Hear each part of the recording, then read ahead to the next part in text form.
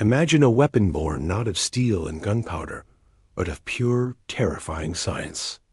A machine that does not fly across the sky, but punches directly through the stratosphere, crossing 200 miles in 5 minutes before falling back to Earth at 3 times the speed of sound. A weapon that arrives not with the roar of engines, but with silence followed by a sonic boom and the blast of a 1-ton warhead. This was the V-2 rocket, Vergeltungswaffe 2, Vengeance Weapon 2, to the terrified populations of London and Antwerp in 1944. The V-2 was the ultimate weapon of psychological terror. It was the terrifying proof that even as the Allied armies closed in, Hitler still held the future of warfare in his hands. To the German scientists who poured their lives into its creation at the secretive Peenemünde test facility, it was the realization of a dream, the first truly successful long-range ballistic missile. It was the precursor to the moon missions, the ICBMs, and the entire space age. It was, without question, the most advanced weapon ever built by man up to that point. But the history books often tell only half the story. They focus on the technology, the terror, and the legacy. They rarely focus on the cost. The V-2 program consumed resources, manpower, materials, and sheer capital equal to the entire Allied effort that developed the atomic bomb. By the time the final shot was fired, the Reich had poured the equivalent of $2 billion, 1940s dollars, into the project. And yet, for all its revolutionary science and its crippling cost, the V-2 rocket was, from a military standpoint, completely useless. This is the story of the strategic failure of the V-2, the breathtaking technological achievement that won no battles, changed no military strategy, and only hastened the collapse of the Third Reich. It was the missile that was too advanced to aim, and the weapon that proved that speed and science mean nothing if you can't hit the target that matters.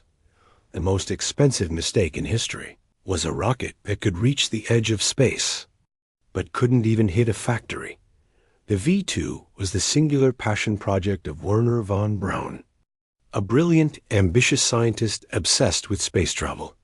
For von Braun, the military application of the rocket was merely a necessary stepping stone, a way to secure funding for his ultimate goal of reaching the moon. The location of the research was as critical as the science itself. Peenemünde, a remote, secretive peninsula on the Baltic coast. Here, under the command of the German army, thousands of scientists, engineers, and slave laborers worked in feverish secrecy. The sheer engineering required to make the V-2 work was revolutionary. Guidance system. The missile had to correct its flight path using a complex internal gyroscope and pre-programmed trajectory, the foundation of all modern guidance systems. Fuel. It ran on a volatile mix of liquid oxygen and alcohol, pumped into the combustion chamber at explosive pressure. Thrust.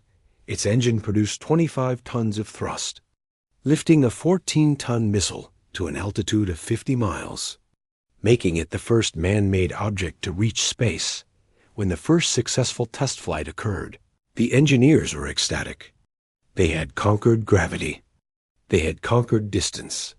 But as the V-2 moved from the laboratory to the battlefield, a brutal strategic reality emerged, a reality that von Braun and the Nazi High Command chose to ignore. The military requirements of a terror weapon are vastly different from the requirements of a precision weapon. Hitler and his propaganda chief, Joseph Goebbels, saw the V-2 as the ultimate psychological tool, way to break the morale of the Allied populations. They demanded it be used immediately against cities like London and Antwerp. This focus on terror, rather than targeting, was the first fatal flaw that doomed the V-2's military utility. To understand the strategic failure of the V-2, you must first comprehend the immense resources it devoured at a time when the Reich was starving for manpower and material. Every V-2 rocket cost the Reich the equivalent of building 10 Panther tanks, the V-2 needed massive, specialized inputs, aluminum, a lightweight, critical metal needed for every German aircraft. The V-2 required vast quantities of high-grade aluminum, skilled engineers. The best minds in Germany? The ones who should have been designing new radar systems, jets, or anti-tank weapons, were instead locked away at Peenemünde. Manpower, the mass production of the V-2, was moved to the deep underground factory complex at Mittelwerk, or a concentration camp. This facility relied entirely on slave labor, often working in horrific conditions to assemble the complex missiles. The number of laborers who died assembling the V-2 was ultimately higher than the number of civilians the V-2 killed in its attacks. This was the colossal opportunity cost.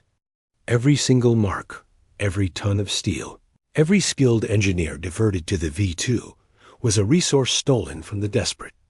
Crumbling German defenses on the eastern and western fronts, while the generals begged for more fighter planes to defend the sky from Allied bombers.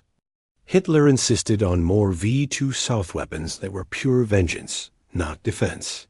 He believed the terror would break the Allies. While his own army lacked the basic tools for survival, the V-2 wasn't just a military failure. It was a logistics vampire, sucking the lifeblood out of the German war machine. The core problem, the simple truth that negated all the technological genius, was the V-2's dreadful inaccuracy. The guidance system, revolutionary as it was primitive by modern standards. It relied on simple integrating accelerometers and an analog computer, a miracle of its time, but one prone to error, drift, and massive dispersion. The target was a city London, Antwerp, Brussels, but the actual strike zone was colossal. The circular error, probable, CEP, the radius within which 50% of the rockets would land, was estimated to be between 4 and 10 miles. Think about that.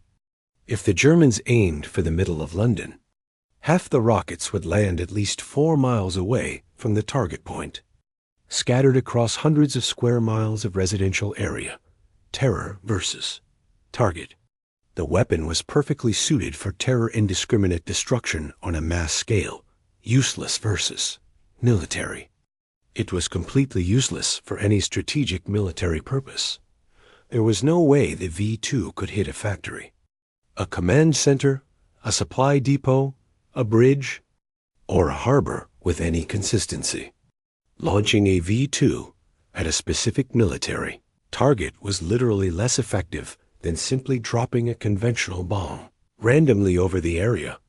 Military strategists understood this instantly. The V-2 provided zero tactical advantage on the front line. It could not stop an armored column, destroy a rail, junction dot silence an artillery battery dot. It was a weapon that could hit the edge of space, but it was defeated by the simple geometry of the battlefield. It was a $2 billion fireworks show for Hitler, designed only to kill civilians and lift spirits, not to win a war. The V-2 campaign, which began in September 1944, was short-lived but destructive. Over 3,000 rockets were launched, killing approximately 9,000 civilians. It was a tragedy, but it did nothing to slow the Allied advance. By March 1945, the V-2 launches ceased. Allied ground forces were overrunning the mobile launching sites, and the supply of fuel and parts had finally evaporated. The vast infrastructure built to support the V-2 had collapsed under its own unsustainable weight. The war ended, and the Americans and Soviets immediately scrambled into the ruins of the Reich in the frantic, secret race for the rocket. The true value of the V-2 was revealed. It wasn't the missile itself, but the science behind it. Operation Paperclip. The United States executed Operation Paperclip, spiriting Werner von Braun and over 100 of his top engineers out of Germany to work on the American missile program. The blueprint for space. The V-2 became the direct blueprint for the American Redstone rocket and, eventually, the Saturn V rocket that took the Apollo missions to the moon got, in a final, profound irony, the V-2, the missile. That failed to alter the course of World War II, became the founding artifact of the Cold War and the space race. Hitler spent billions to create a weapon of vengeance and psychological terror that utterly failed its military objective. But in doing so, he unwittingly funded the birth of the space program for his enemies. The $2 billion miscalculation did not win the war for Germany, nor did it break Allied morale. Instead, it guaranteed that the future belonged to the nations who understood that science must serve strategy, and not the ego of a dictator. The V-2 was the most brilliant, most expensive, and most strategically useless weapon of the war. It was the weapon of the future, defeated by the needs of the present.